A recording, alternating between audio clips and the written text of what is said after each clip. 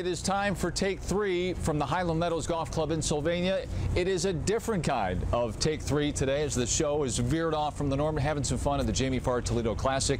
And why not bring in a couple of my favorite sports guys?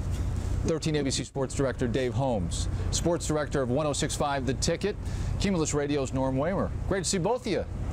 Good to be here. That, as Dave would say, it's a great get. I found you guys here at the golf course on this Sunday morning, which is the final round. But I want to talk about how this golf tournament, guys, has endured. The LPGA has had its struggles through the years, gone through recession in this country, but it has managed to stay a Toledo tradition. And Dave, I'll start with you. I mean, what's your best put your best take on that? Why it's managed to endure? Well, a lot of it has to do with Judd Silverman and the dedication since 1984 to keep it here. But really, it's the perfect market for a tournament like this because the LPGA is it's a fringe sport. It's not Major League Baseball or the NBA. So it thrives in a town like this, which has enough corporations and people to support it.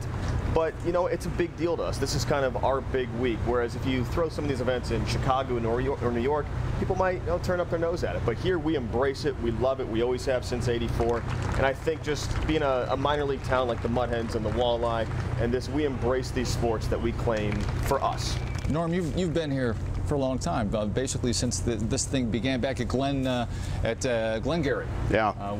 Now Stone Oak. Tell us why you think this tournament has managed to evolve, become stronger now after a year's hiatus. I mean, your thought. Yeah, because I even worked for you guys back in the late '80s and did a couple of tournaments before there was any TV for it at all.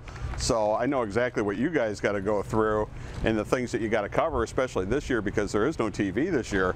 So you're basically trying to cover everywhere. But you know, I'll reiterate what Dave said too. There's no question it's a perfect market. It would, if it was a bigger market, it might get lost. But you really got to thank. You got to thank the corporate sponsors. Those are the ones that have made this really happen and made it go. And Judd's done a great job with this. The golfers get treated fantastically, so they generally want to come here. They've had to juggle it around a little bit with the senior tour, and it got really kind of on almost on life support. Yeah, it got dicey. It was pretty close, but that whole change in the LPGA hierarchy really came from meetings that were here, where some of the golfers got together and said, hey, you know, we got to make sure that we shore up some of these tournaments, and especially the heritage ones, and this really has become a heritage one on the tour. No question. There aren't too many golf tournaments with names attached anymore. It's always the corporate sponsor before the name. Jamie Farr has always been front and center of this golf tournament, and maybe you can speak to that, Dave. Well, yeah, Jamie put Toledo on the map, obviously, through MASH and the Mud Hens and the other things, and Tony Pacos, but this too, and it really helps when you have Jamie, who's the golf ambassador. He loves the game.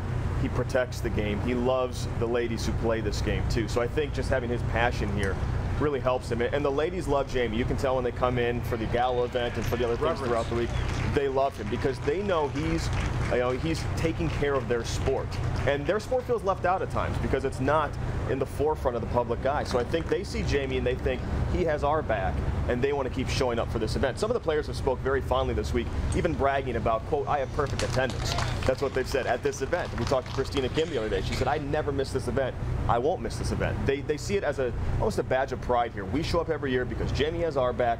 We're going to support his tournament. You know, the names have changed, the golfers over the years, but there were the stars of yesteryear. Nancy Lopez, who became synonymous with this golf tournament. Meg Mallon. I think about Laura Davies, who's here this week, who won this golf tournament. Norm, looking back, is there, when you think of the Jamie Farr Toledo Classic, what's the one thing that comes to your mind first?